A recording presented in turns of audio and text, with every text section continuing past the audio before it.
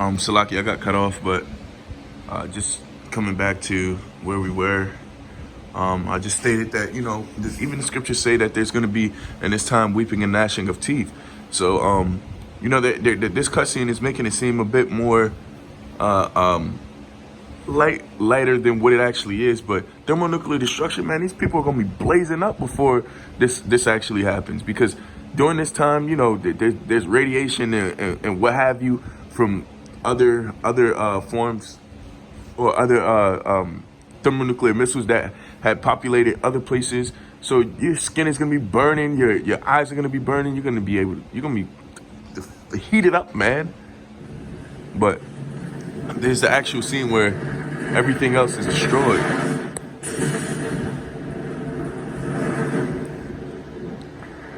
Man, look at that.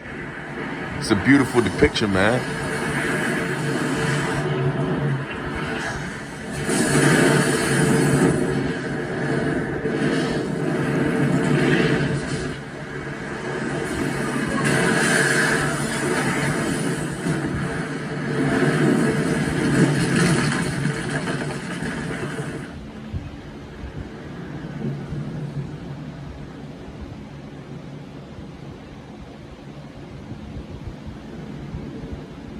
Yeah, man.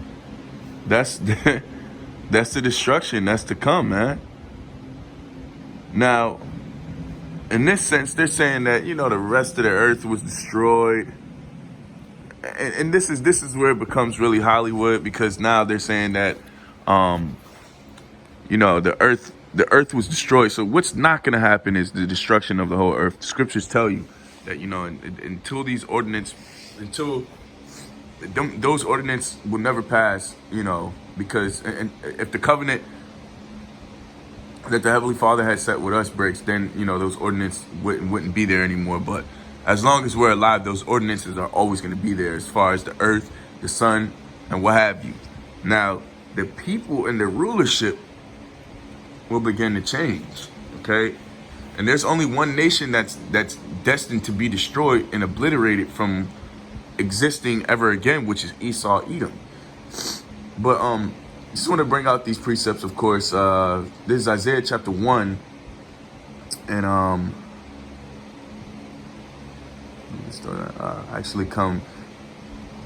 gonna be skipping around in this chapter, but this is Isaiah chapter 1, verse 19. It says, "If you be willing and obedient, you shall eat the good of the land." And that's the elect. The elect is going to eat the good of the land. And essentially what you see as of right now, which this would be the salvation. These were the people that weren't destroyed by that fire, okay, and living at peace. And then it says, "But if you refuse and rebel, you shall be devoured with the sword," which the sword is the many ways that the Heavenly Father is able to destroy a soul, man. All right. And that's why the scriptures also warn you to not fear not the man that's able to only take the flesh, but fear the man that's able to torment the flesh and the soul in hell. Okay, and that's Yahweh Ba'Shem Yahweh Shai. That's the power that we deal with, and that's why we reverence him. That's why we do the things that we're required to do, so that we're not able, so that when the time does come, when the Heavenly Father destroys America and he has this fire come down, we're not a part of that. Okay, so it says, "For the mouth of the Lord has spoken it." Now, skipping down, verse 24, it says, "Therefore saith the Lord of hosts," or Yahweh Tezabah, the mighty one of Israel, I will ease me of mine adversaries and avenge me of mine enemies. I will turn my hand upon thee and purely purge away thy dross and take away thy tin. And I will restore thy judges as at first, and thy counselors as at the beginning. And this is the process of restoration, is the destruction. So before you can actually restore something, it has to be broken down and it has to be purified. And that's essentially what's going to happen with America. The civilization, the mind frame, and everything that had come with America as far as the beast and its image is all going to be destroyed in that fire. Therefore, there can be a restoration afterward, and there can be a period to where all of iniquity is actually at a rest for the nation of Israel. Okay, so Afterward, thou shalt be called the city of righteousness, the faithful city, in which that's what you see right here. This is quote unquote supposed to be the city of righteousness and the faithful city. So going to my next precept, this is Malachi chapter 4, verse 1. It says, For behold, the day cometh that shall burn as an oven, and yea, all the proud, yea, all that do wickedly. And we are in the month of pride, and it's funny because I'm seeing a lot more of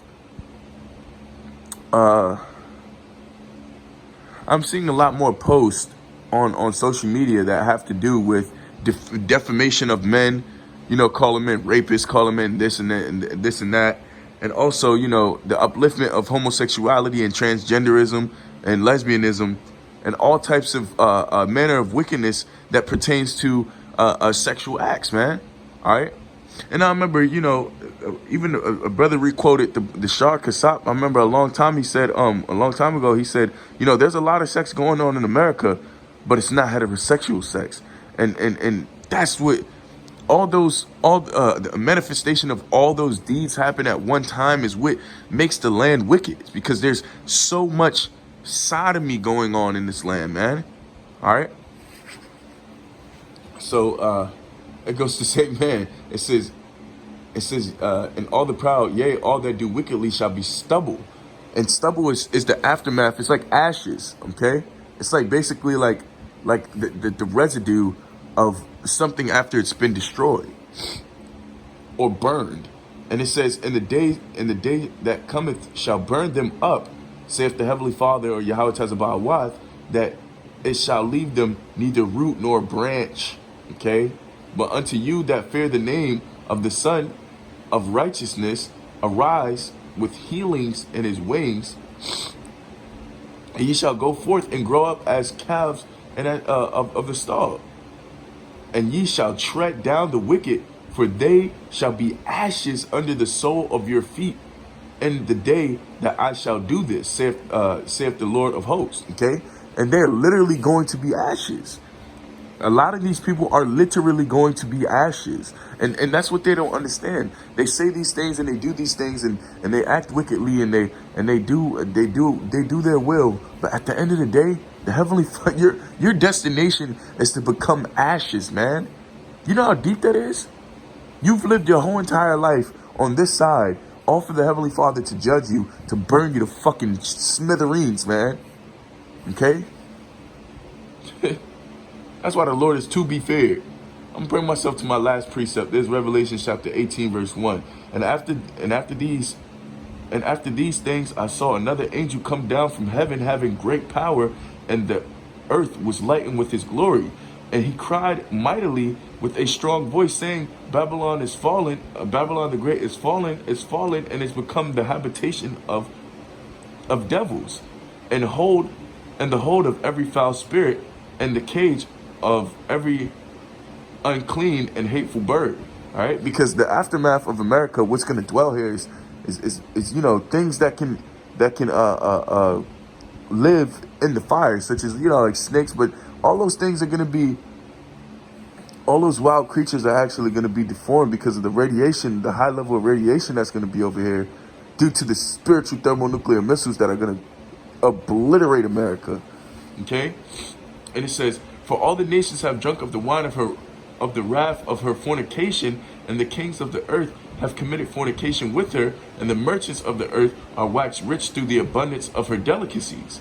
See, and most of all these people came here, they partook in the image of the beast and had done, those things that are wicked in the eyes of the Heavenly Father, and didn't think that there would be a repercussion. But in turns, it tells you what? Verse 4, and I heard another voice from heaven saying, come out of her, my people, that ye be not partakers of her sins, and that ye receive not of the plagues, not of her plagues. For her sins reach unto heaven, and the Heavenly Father remembered her iniquities. Reward her even as she rewarded you, double unto her, double according to to her works, and the cup which she has filled to her double. And that's exactly what the Heavenly Father is going to do. That's why America is going to be destroyed. And on top of that, all the people that had us in rigorous slavery and and had not esteemed us the way that we were supposed to be esteemed, and had taken for granted everything we had said, they're gonna fall in the line of that destruction that you just recently seen. Which it's a beautiful scene, man. All right.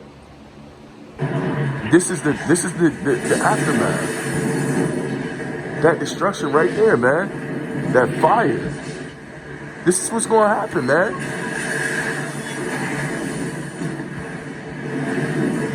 And I believe there were some some conspiracies on the signs that they had for and you notice, if you ever notice something, New York is usually always the main city that's seen to be destroyed. Okay, in a lot of cutscenes, you always see the city of New York being destroyed. And that's because this place is wicked, man. Especially New York. And you got a lot of spirits festering and what have you. But that's like the epicenter of wickedness, man. Because there's so many spirits congested in one place. And be real, that's why I never really liked New York. But that's moving to something more personal. Nonetheless, this is what really matters, the destruction.